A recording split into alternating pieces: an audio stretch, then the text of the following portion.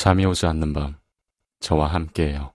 삶에 지친 모든 이들에게 건네는 위로의 말. 오늘은 이만 좀 쉴게요. 다른 사람의 하이라이트 씬과 비교하지 말 것. 세상에서 가장 쓸데없는 감정 낭비가 자신과 남을 비교하는 것이다.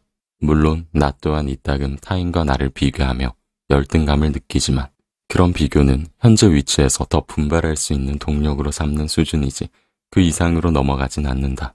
비교가 과하면 자책이 심해져 상처받고 괴로울 뿐이다. 그리고 남들과의 비교가 무의미한 가장 큰 이유는 당신이 선망하는 타인의 모습이 그 사람의 하이라이트 씬이기 때문이다. 정교하게 계산된 각도와 구도로 찍은 후 보정까지 더한 사진 속 타인의 모습과 평소의 나의 초췌한 모습을 비교하는 것은 애초에 잘못된 일이다. 그리고 모순적이게도 인간은 자신에게 없는 것을 서로 부러워하며 산다. 남과 나를 저울질하면서 혼자 상처받지 말고 오늘 내가 일구어낸 일에 감사하며 그것들을 사랑하는 연습을 하자. 다른 사람을 부러워한다는 것은 당신이 그가 가진 어떤 특성을 동경한다는 것이다. 그 사람이 되길 원하는 것이 아니므로 그 특성을 추구하고 자신만의 개성으로 녹여내면 된다. 밑바닥에 있는 사람에겐 올라갈 일만 남았다.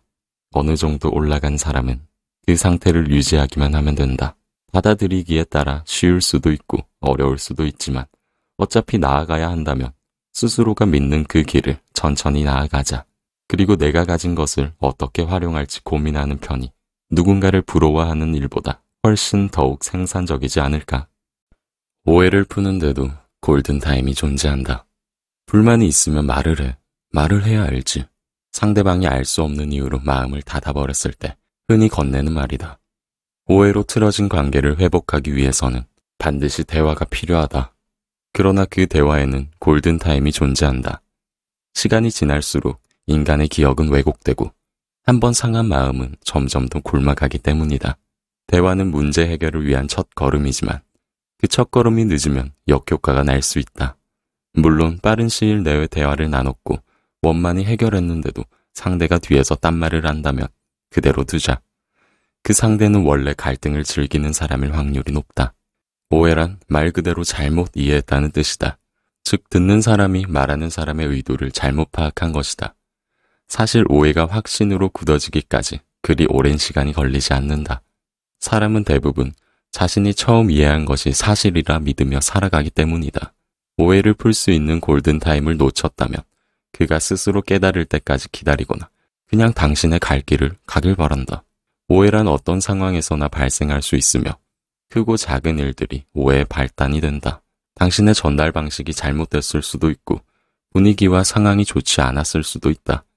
혹은 상대방이 당신의 이야기에 제대로 귀를 기울이지 않아서일 수도 있고 오해할 만한 심리 상태였을 수도 있다.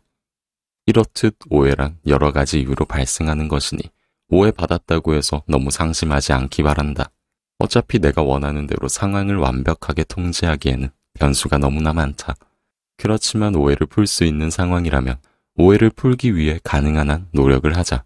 그것이 상대에 대한 배려이며 관계에 대한 예의이다. 그리고 결과적으로 나를 위한 일이다. 누가 뭐라 해도 당신은 소중하다. 스스로를 가난하고 보잘것없다고 여기며 살아온 한 학생이 어느 날 시리에 빠져 선생님에게 물었다. 전 아무것도 원하는 게 없어요. 저를 필요로 하는 사람도 없죠. 이런 저에게 삶이 무슨 의미가 있을까요? 선생님은 미소를 지으며 대답했다. 낙담할 거 없단다. 아무도 널 필요로 하지 않다니. 절대 그렇지 않아.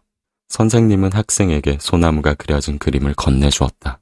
내일 아침 시장에 가서 이 그림을 팔아보렴. 그러나 누가 얼마를 준다고 해도 절대 팔아서는 안 된다. 학생은 의아해하며 그림을 받아들고는 다음날 시장 한 구석에서 소나무 그림을 판다고 소리쳤다. 그러자 그림을 사겠다는 사람들이 나타났다. 그러나 아무리 높은 가격을 불러도 학생이 그림을 내주지 않자 모두가 이렇게 말했다. 저 그림에는 뭔가가 있어. 분명히 중요한 메시지가 담겨 있을 거야. 그림의 가격은 점점 더 올라갔다. 다음날 학생은 선생님에게 시장에서 있었던 일에 대해 말했다. 그러자 선생님은 웃으며 말했다. 내일은 그 그림을 도시에 나가서 팔아보렴. 학생은 선생님의 말대로 번화한 도시에 그림을 가져갔다. 그림의 가격은 전날에 비해 20배나 뛰었다. 소문이 퍼지자 사람들은 그것을 작품이라고 부르기 시작했다. 다른 작품과 함께 전시회를 열어보지 않겠느냐고 제안하는 사람도 나타났다. 학생이 도시에서 벌어진 일을 선생님에게 전하자 선생님은 흐뭇한 미소를 띠며 말했다. 사람의 가치는 그 그림처럼 어떤 환경에 처하느냐에 따라 달라진단다. 개성 있는 그림일수록 사람마다 다르게 값어치를 측정하지. 설령 하찮은 그림일지라도 누가 바라보느냐에 따라 그 가치가 달라진다는 거야. 네가 이 그림과 같다는 생각이 들지 않니? 무엇보다 중요한 사실은 네가 스스로를 소중히 대할 때 비로소 네 인생의 가치도 올라간다는 거야. 그것이 의미 있는 삶을 위한 첫걸음이 되겠지. 사람의 가치를 무엇으로 증명하는가는 오랫동안 이어진 논쟁거리다. 스스로의 가치를 증명하니가 주목받는 세상에서 누군가는 그런 사람을 동경하기도 하고 열등감을 느끼기도 하며 심지어 자신을 깎아내리기도 한다. 하지만 특별한 존재가 되어야지만 가치가 있는 걸까? 오히려 내가 나를 어떻게 대하고 어떤 사람으로 정의 내리는지가 나의 가치를 가늠하는 출발점이 아닐까? 당신이 스스로 무엇을 소중히 여기고 어떤 것의 가치를 느끼는지 알고 있다면 그것을 추구하며 살아가면 된다. 적당히 사는 법. 몇 년 전부터 여유 있는 삶에 대한 사람들의 관심이 높아지고 있다. 여유 있는 삶이란 일과 생활이 적절하게 균형을 이루는 것을 의미하며 지나치게 열심히 하지 않는 태도까지 포함한다.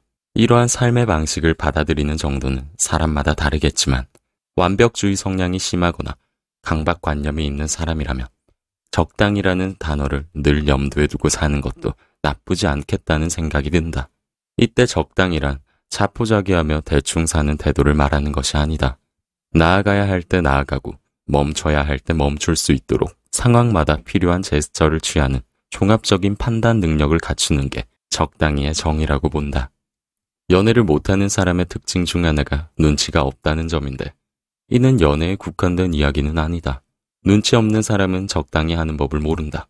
최선을 다해 사랑하는 일, 열정을 쏟는 대상에 온 마음을 다하는 일을 제외하며 때로는 멈춰서서 주변의 풍경을 둘러보는 여유를 갖도록 하자. 무언가에 집착할 필요는 없다.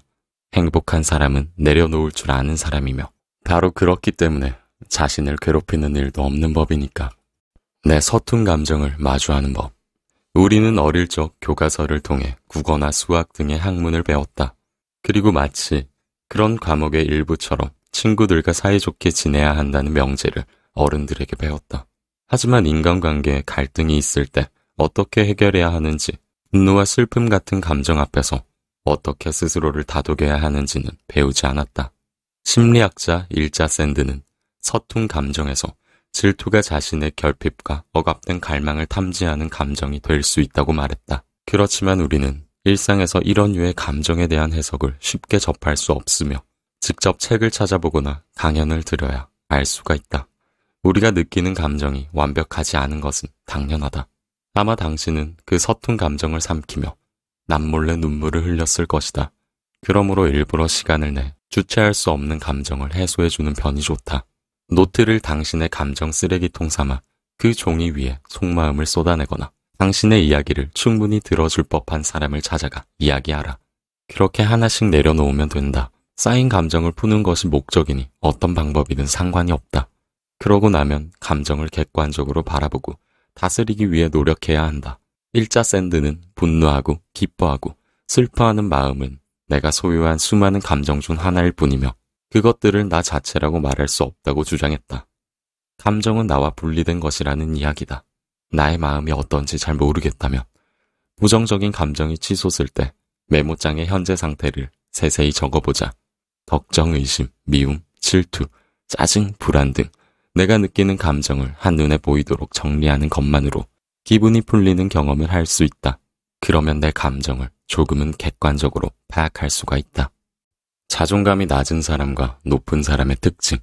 자존감이 낮은 사람과 높은 사람은 각각 어떤 특징이 있을까? 사실 그런 건 없다. 나는 사람을 학술 용어 분류하듯 나눌 필요가 없다고 생각한다. 인터넷에 돌아다니는 자존감 높은 사람의 7가지 특징 같은 글들은 너무나 추상적이다. 전달하고자 하는 메시지가 명확하지 않으면 그만큼 해석이 다양해 잘못 받아들이기 쉽다. 그리고 잘못된 정보의 틀 안에 나를 가두게 된다. 이는 자신을 왜곡하여 인식하게 되는 계기가 된다. 차라리 다음과 같은 간단한 테스트를 권하겠다. 당신은 쓸모없는 사람이야.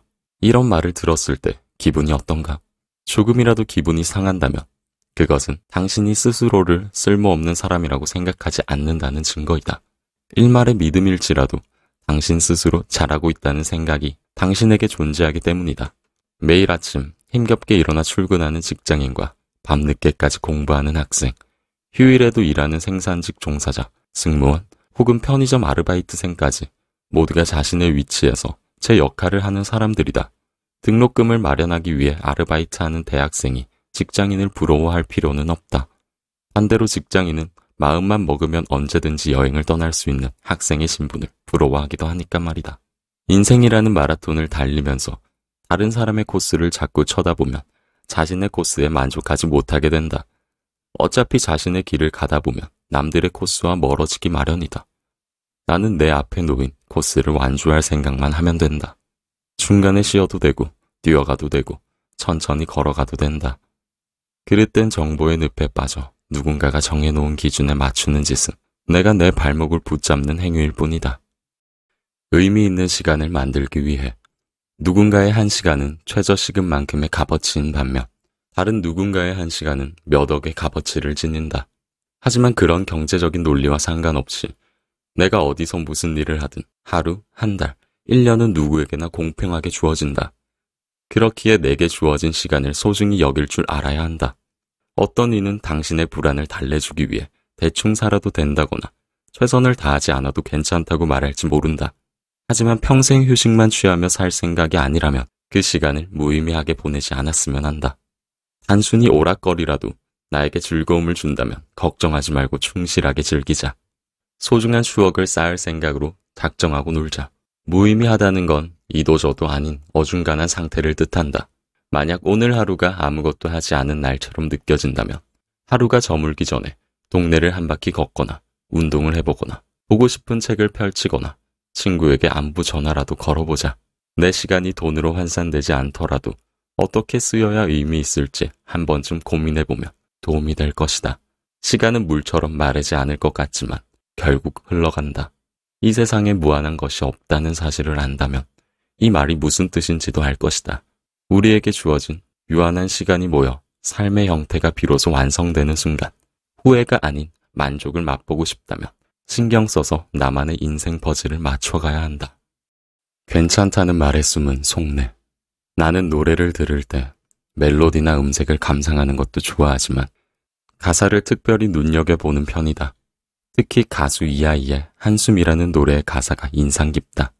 나의 마음에 와닿은 한숨의 가사 일부를 소개한다.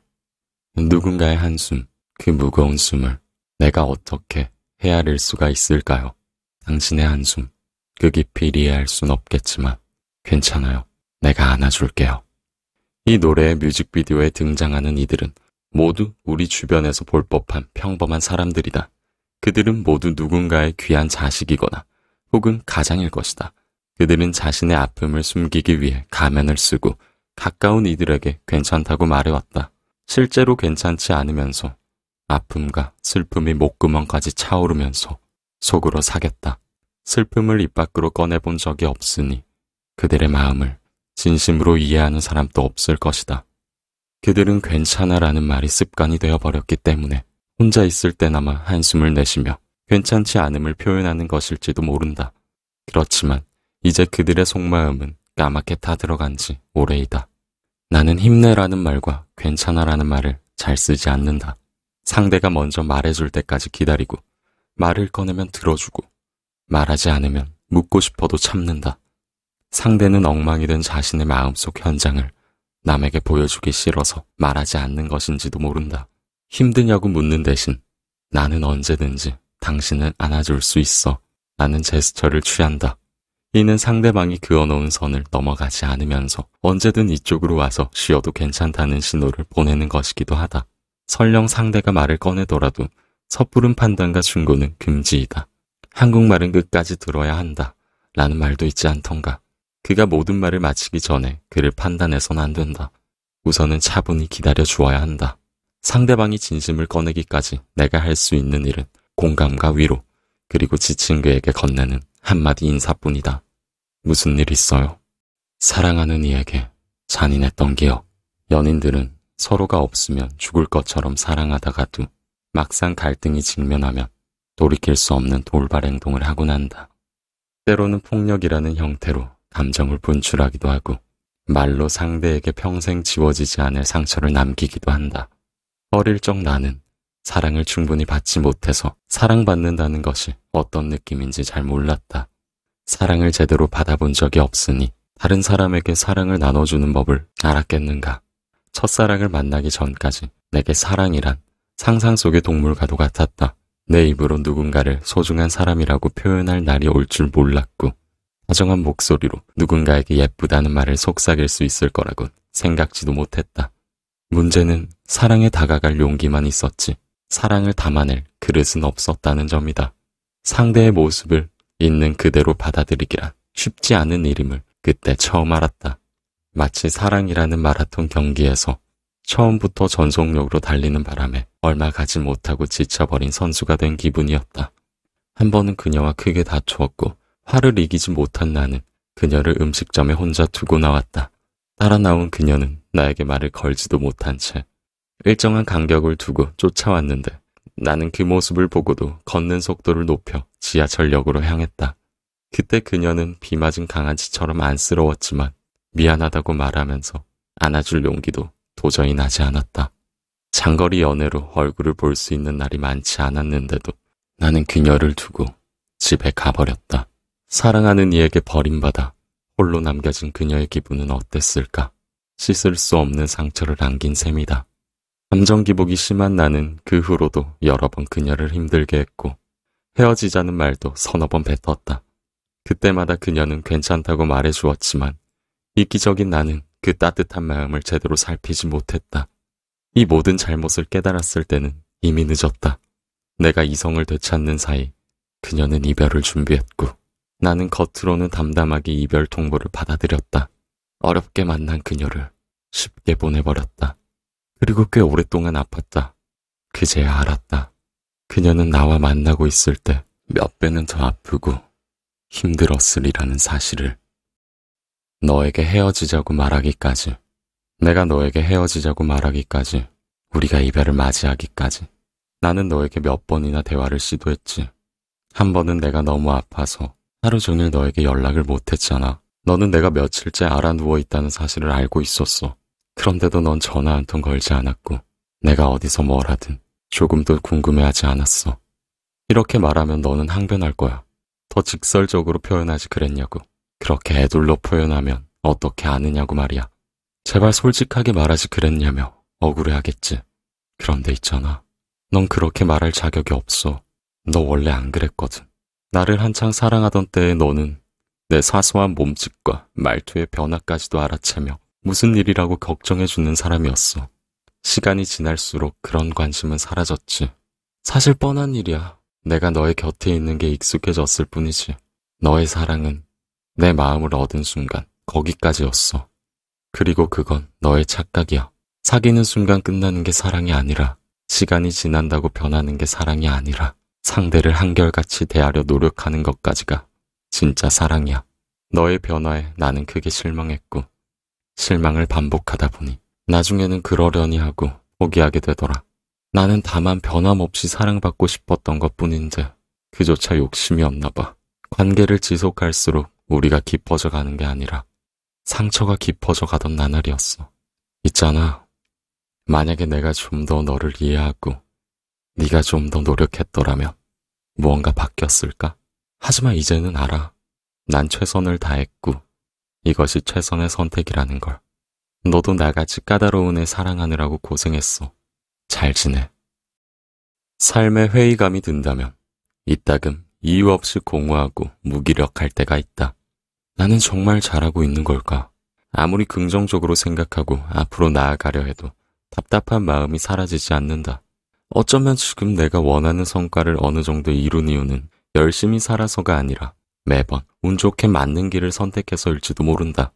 애초에 성공이라는 고지는 노력만이 아니라 노력에 운이 보태져야 다다를 수 있기 때문이다.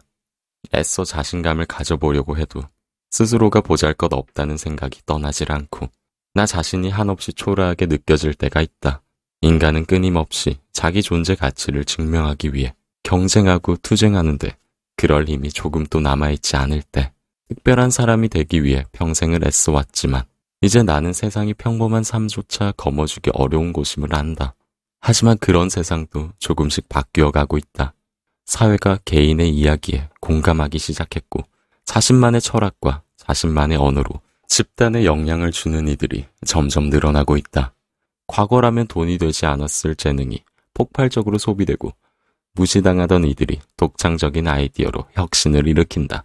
세상이 늘 제자리 걸음인 것처럼 보여도 정신을 차리고 보면 늘 조금씩 바뀌어 있으며 그 안에서 살아갈 방도를 발견할 수 있다. 자신이 정체되어 있다는 것 같다면, 남들을 그저 따라가고 있는 것 같다면 잠시 멈추어서 자신에게 생각하는 시간을 허락하기 바란다.